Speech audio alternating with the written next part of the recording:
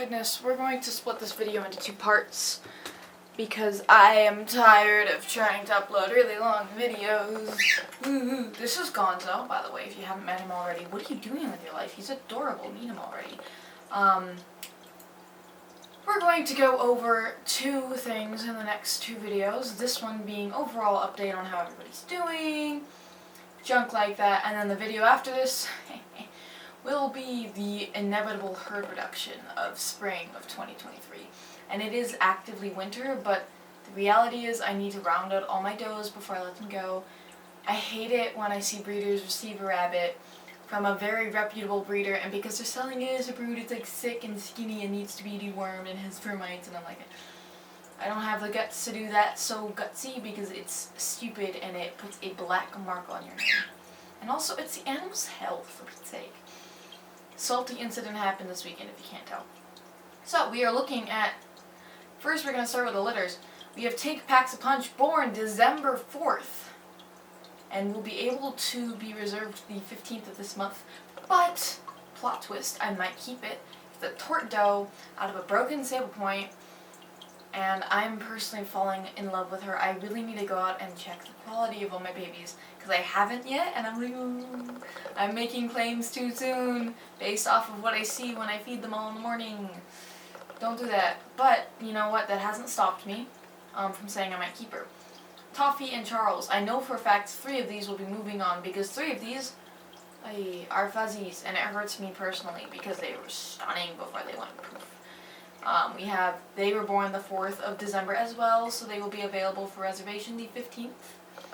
And we have 3 sable points and a tort. So, tort is a fuzzy, tort doe. Beautiful if you want to get into American Fuzzy Lops. I have a handful of people waiting for fuzzies from me, which I find bizarre because I'm a Holland breeder, but mine do good. I even had a fuzzy breeder that I sold a fuzzy to this weekend, or I gifted it to her and she was so kind she gave me money, and I was like, oh my gosh, my heart. I was just going to give him to her because he was pretty and I know her breeding program and she's a mother, and I'm like, why charge you? I just want him to be used. She gave me money anyway, and I was like, oh, thank you. But she was already like, hit me up if you have more, yours do really, really well. I have a few people that are like, I'm getting into fuzzies, I bought a fuzzy from you, did really, really well. I want to start the breed, let me know what you have, I want all your fuzzies. And I was like, okay. So I have a pile of people wanting fuzzies, which I am so freaking thankful for. You have no idea. Breeders, when we get fuzzies, it's like the doom and gloom clouds around us, and we're like, what are you gonna do? We can't get rid of it. It's pretty, but it's got fur. And, well, of course it has fur, but it has wool. I shear mine down at 6 weeks consistently because I cannot. I've had so many breeders and judges specifically be like, why did you sell that fuzzy? You should get into fuzzies. Your fuzzies are beautiful. And I'm like, I can't. I'm like drowning in the wool, and I'm like choking on like strands of fur this long. Like, I don't have the patience, and I know technically it's low maintenance wool. Like, that just makes my respect for Angora breeders even higher, because oh my goodness, I sell all of my fuzzies. So the only non-fuzzy in this litter is the sable point doe. And if this doe is nice, she be staying with me. The other 2 sable points are bucks, and they're both fuzzies, I think. Unless maybe these guys just all have wild winter coats and I don't realize it. But I'm banking on no. Then Pancakes and Packs a Punch. If you did not know, this was the breeding that got us Pinecone, who took 38th broken senior doe at convention, has taken best of breed, and got her senior leg the 2nd on her first senior show. So she was granted as physically fast as possible. The day she turned senior, she got her senior leg and she was off to be granted. And ironically, I still haven't gotten around to granting her. I have all the stuff I need to, but I'm lazy and I keep forgetting. So mental note has been made, but these guys are born the 5th, and they will be able to be reserved the 16th, so they're a day older. And we have 2, a tort and a broken tort, both bucks. I think the broken tort's a fuzzy, and I already have someone on my back wanting him for a herd buck for their fuzzy project. Go for it, baby. Pretty, pretty boys. Both of these very, very handsome little lads. Bottle Cap and Charles. No fuzzies. As far as the eye can see, these 2 are statistically my best rabbits. Bottle Cap has taken Best in Show, Reserve in Show once each, and has all of her little legs and is granted. Charles has taken best in show multiple times, I think 3 times, reserve in show 3 times, placed second solid senior bucket convention. Statistically, and he comes out of Pancakes, she comes out of Holly. No, she comes out of JH. Statistically, this should be a bombshell breeding.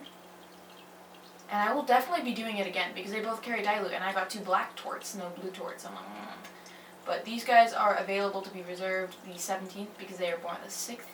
We have a tort and a tort buck and a tort doe. I am in love with both. I'm more in love with a tort buck, but I really don't need another tort buck.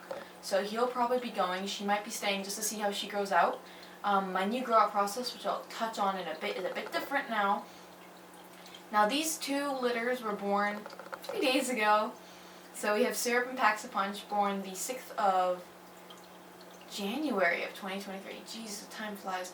Now this breeding got us Power Punch and Hawaiian Punch. And if you remember those 2 boys, they were bombshells.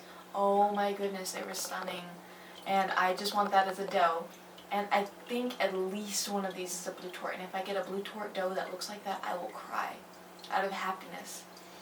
And then we have Chocolate Truffle and Charles. And this breeding got us Kelso, the bombshell. Again, I keep calling all of them bombshells. That's because they're stunning and you put them on the table and it's like you feel the earthquake with their beauty. He was a blue tort buck. I sold him after growing him out for a bit because I realized I don't really need a solid buck. I don't need a buck. I sold him for a very pretty penny to a very lovely lady.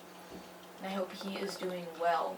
And then pregnancies, we have Dewdrop Charles, palpated pregnant. She is due this Friday, the 14th, right?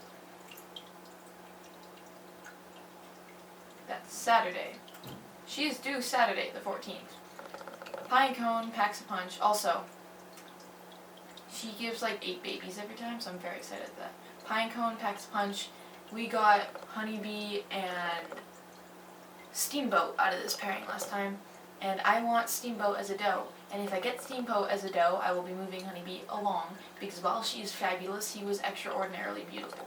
So, she is due the 24th. And then same due date, the 24th, we have Toffee and Frost. She's also, all of these does palpated pregnant yesterday, except for Dewdrop palpated early because she's 10 days further along. Getting in my hair, love.